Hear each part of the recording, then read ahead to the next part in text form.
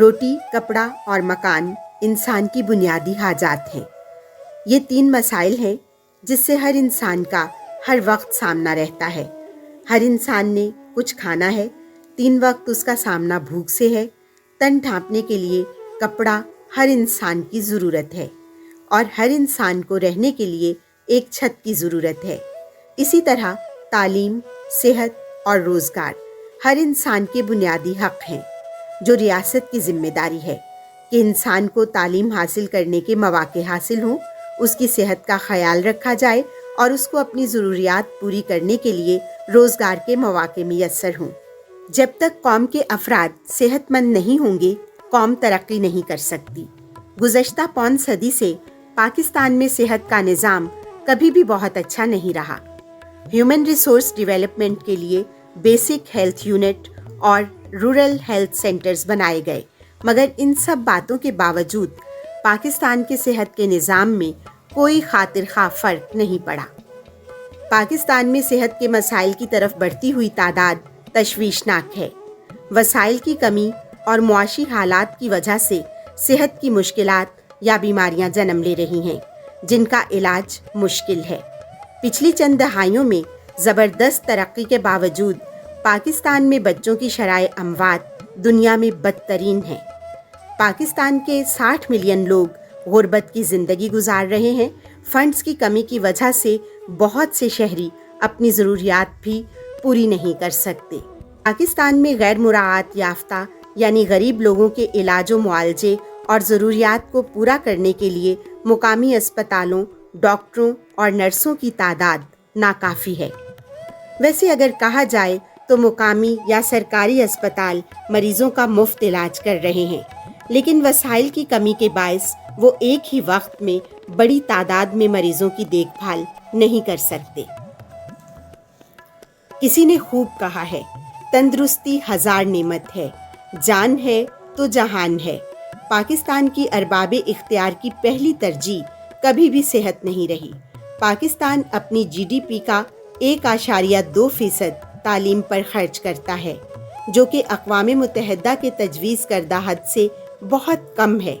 اقوام متحدہ کے مطابق 5% GDP کا صحت پر خرچ ہونا چاہیے۔ اس وقت پاکستان میں بڑی عجیب سی صورتحال ہے۔ 18ویں ترمیم کے بعد صحت صوبائی مسئلہ ہے۔ اب صوبے پابند ہیں کہ وہ صحت کے شعبے میں کام کریں۔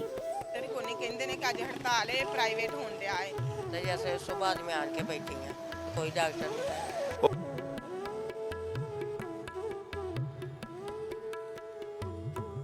صبح سے کھڑے ہیں تقریباً 6 بجے کے، تو کوئی ادھر پرچی نہیں بنا رہا، کوئی کچھ نہیں بتا رہا۔ کبھی کہتے ہیں 10 بجے آ رہے ہیں، کبھی کہتے ہیں 9 بجے آ رہے ہیں۔ اس کے بارے میں کچھ بھی نہیں بتا رہے، ہم کافی دیر سے ویٹ کر رہے ہیں۔ جی یہ ان کا تقریباً روز کا معمول ہے کہ عوام کو ذلیل کرنا۔ خود تو اے سی کے نیچے بیٹھے ہیں تو پھر بھی ان کی ڈیمانڈیں پوری نہیں ہو رہی اور عوام کو ذلیل سہولیات ہے۔ کس چیز کی سہولیات ہے؟ وہ دیکھو کچرے میں سو رہے ہیں سارے، کس چیز کی سہولیات ہے؟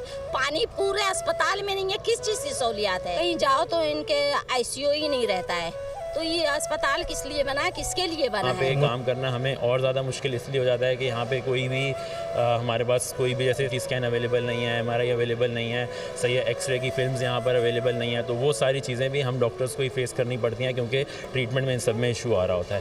تو اس سب سے بھی ہم پریشان ہیں یہاں پہ، لیکن ہم بار بار آ کے بتاتے ہیں ایڈمنسٹریشن میں کوئی آگے سے رسپانس نہیں۔ پاکستان میں صحت کے حوالے سے جو اعداد و شمار ہیں وہ بڑے خوفناک ہیں۔ اس وقت 1300 افراد کے لیے ایک ڈاکٹر ہے۔ عالمی ادارہ صحت کے مطابق 1000 افراد کے لیے ایک ڈاکٹر ہونا چاہیے۔ ایک ڈاکٹر کے ساتھ 2.7 نرسیں، جبکہ عالمی ادارہ صحت کے مطابق ایک ڈاکٹر کے ساتھ 4 نرسیں ہونی چاہیے۔ پاکستان میں 2020 میں رجسٹرڈ ڈاکٹر کی تعداد 2,45,987 ہے۔ 2,07,360 دانتوں کے ڈاکٹرز ہیں۔ 1,16,659 نرسیں ہیں۔ مڈ وائف کی تعداد 4,03,129 ہے اور لیڈی ہیلتھ وزٹرز کی تعداد 2,01,360 ہے۔ ہیلتھ انفراسٹرکچر کو دیکھیں تو پاکستان میں 924 پبلک ہسپتال، 4,916 डिस्पेंसरीज और 5,336 basic health unit, 595 rural health centre और 1,080 फर्स्ट एड पॉइंट हैं। इस वक्त 1,515 अफराद के लिए एक बेड की सहूलत है। यहाँ 20 मरीजों के लिए एक नर्स है, जबकि पाकिस्तान नर्सिंग काउंसिल के मुताबिक 10 मरीजों के लिए एक नर्स होनी चाहिए। बेरोजगारी का ये हाल है कि पंजाब पब्लिक सर्विस कमीशन ने 500 लेडी डॉक्टर्स की सीटों का ऐलान किया तो इस पर 13,000 से ज़ायद डॉक्टर्स ने अप्लाई किया। 1,000 मेल डॉक्टर्स की सीट पर 8,000 मेल डॉक्टर्स ने अप्लाई किया। पाकिस्तान में सेहत के निज़ाम को कई निज़ाम में तकसीम किया गया है: प्राइमरी सेहत, सेकेंडरी सेहत, स्पेशलाइज्ड हेल्थ केयर। इमरजेंसी का ये हाल है कि किसी तहसील सतह के अस्पताल में चले जाएं, आपको रात को दिन का समा लगेगा। इतने मरीज आते हैं कि फ़ी अमानुल्लाह। हर तहसील हेडक्वार्टर अस्पताल में एक बड़ी इमरजेंसी, गुर्दों का वार्ड, दिल का वार्ड और जिगर का वार्ड होना चाहिए। हर तहसील में एक चाइल्ड अस्पताल वक्त की अहम ज़रूरत है। ज़िलाई लेवल पर इंस्टीट्यूट ऑफ कार्डियोलॉजी, आई अस्पताल, लीवर सेंटर और गुर्दों का अस्पताल होना लाजमी है। हम इस वक्त सेहत के हवाले से हालत जंग में हैं। सिंध, KPK और बलूचिस्तान में भी सेहत के हवाले से सरकारी अस्पतालों की हालत भी काबिले रहम है। गर्ज पूरे पाकिस्तान में सेहत के निज़ाम में इस कदर मुश्किलात और दुश्वारियां हैं कि सरकारी अस्पतालों में सेहतमंद इंसान भी जाकर बीमार हो जाए। ऐसी सूरत हाल में किसी बीमार का सेहतयाब होना मौजज़े से कम नहीं। मुल्क के तूलो अर्ज में खैराती और रिफाही अस्पताल भी काम कर रहे हैं, लेकिन बढ़ती हुई आबादी के सबब वो भी मरीजों का बोझ सहारने की इस हद तक इस्तात नहीं रखते जिसकी मुल्क को इस वक्त शदीद ज़रूरत है। निज़ाम सेहत की अबतर हालत को देखकर लगता नहीं कि आने वाले 20-25 सालों में भी कोई बेहतरी हो सके, क्योंकि यहाँ मुफाद परस्त तनासर का गलबा है जो सिस्टम को बेहतर करने की बजाय बिगाड़ने पर तुले रहते हैं। एक तरक्की पजीर मुल्क के तौर पर पाकिस्तान कई शोबों में जदोजहद कर रहा है, जिसकी वजह से सेहत का निज़ाम काफ़ी मुतासिर हुआ है। इसके नतीजे में पाकिस्तान आलमी इदारा सेहत कारकर्दगी रिपोर्ट में 190 ममालिक में से 122वें नंबर पर है। सेहत के निज़ाम को बेहतर करने के लिए पॉपुलेशन को कंट्रोल और तालीम की शरह को बढ़ाने की सख्त ज़रूरत है।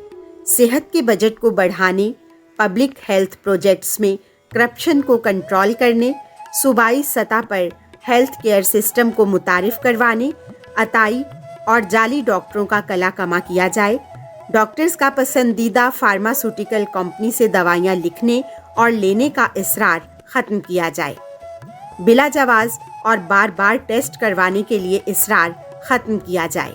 अब वक्त है कि इन मामलात को सुलझाया जाए और बेहतर तरीके से इन तमाम सेहत के उलझे हुए मसाइल पर काबू पाया जाए। हम उम्मीद करते हैं जमहूरी हुकूमत संजीदगी से निज़ाम सेहत की बेहतरी के लिए ठोस और मौसर इक़दामात उठाएगी। हमारी दुआ है कि पाकिस्तान का सेहत का निज़ाम जल्द अज जल्द बेहतर हो और आवाम को इससे फ़ायदा हासिल हो और हम भी बेहतर सेहत की सहूलियात फराहम करने वाले ममालिक में शामिल हो जाएं।